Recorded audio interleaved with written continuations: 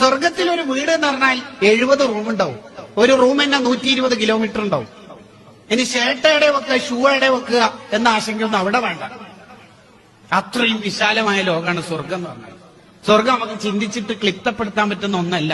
വലാ ഖതറ അലാ ഖൽബി ബശർ, it is out of imagination. സ്വർഗത്തിലെ ഫുഡൊന്നും കഴിക്കണ്ട, അങ്ങനെ മൂക്കിൽ അതിന്റെ മണം കിട്ടിയാൽ മതി.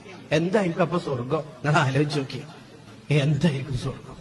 സ്വർഗത്തിൽ ഒരു ആപ്പിൾ പറിക്കുമ്പോ 2 ആപ്പിൾ അവിടെ ഫിറ്റ് ആയിട്ടുണ്ടാവും പറിക്കുമ്പോഴേക്ക്. അവിടെ പൂഴ്ത്തി വെപ്പില്ല, കഷ്ണം വെക്കലില്ല. തിന്നോണ്ടിരിക്കുമ്പോ അനിയത്തിക്ക് വെച്ചേക്കുന്ന ഡയലോഗൊന്നും ഉണ്ടാവില്ല. വിലക്കയറ്റില്ല, സീസൺ അല്ലാത്ത പ്രശ്നമില്ല, കൊക്ക എത്തുന്നില്ല, അങ്ങനെയൊന്നുമില്ല. അപ്പൊ ഉള്ളിലത്ത് കുത്തും അതിലില്ല, ഇങ്ങോട്ടേക്ക് വരും. ഇവിടുത്തെ വാഴ കുലയും ഇലയും മുകളിലല്ലേ ഉണ്ടായാല്, സ്വർഗത്തിലെ വാഴ ഇലയും കുലയും താഴെ മുതലേ തുടങ്ങും.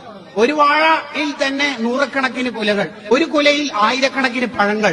അല്ല ഗൈസ്, ഞാൻ ചിന്തിക്കുന്നത് ഈ റൂമിൽ നിന്ന് വാഷ്റൂമിലോട്ട് പോകാനായിട്ട് ഒരു വന്ദേ ഭാരത് പിടിക്കേണ്ടി വരുമല്ലോ. ബിക്കോസ് ഒരു റൂം 120 കിലോമീറ്റർ, അവിടെ 70 റൂം ഉണ്ട്. അപ്പൊ ഒരു വന്ദേ ഭാരത് ഒന്നും പോരല്ലോ ഗൈസ്. അവിടുത്തെ ആപ്പിലൊക്കെ ബൈ 1 get 1 ആണ്. നമ്മൾ ഒന്നിങ്ങനെ പറിക്കുമ്പോഴത്തേക്കും അതിന്റെ 2 ഉണ്ടാവും. വാഴയാണ് ഗൈസ് ഏറ്റവും ഹൈലൈറ്റിങ്. വാഴേന്റെ താഴ്ന്ന് തന്നെ കൊലയും പിന്നെ ഇലയൊക്കെ വരുമ്പോലും എന്നാലും ഇതൊക്കെ ആരാ കണ്ടിട്ട് പറഞ്ഞു കൊടുത്ത ഉസ്താദിന്? ഇനി ആരെങ്കിലും സ്വർഗത്ത് പോയി അവര് വന്ന് പറഞ്ഞു കൊടുത്തിട്ടുണ്ടോ?